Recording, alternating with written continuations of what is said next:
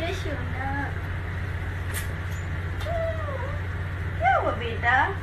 बेटा तुम्हारे डॉग को भूख लगी है यार, उसको थोड़ा बहुत दूध पिलाओ। भूख के मारे किल्लियाँ मार रही है वो।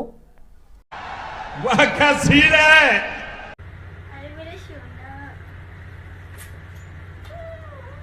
क्या हुआ बेटा? जब अब दिखाई दिए हैं तुमने तो इसे हमें पिला दो। अरे अरे भाई, वो मतलब नहीं था मेरा, मतलब कुत्ते को पिला दो।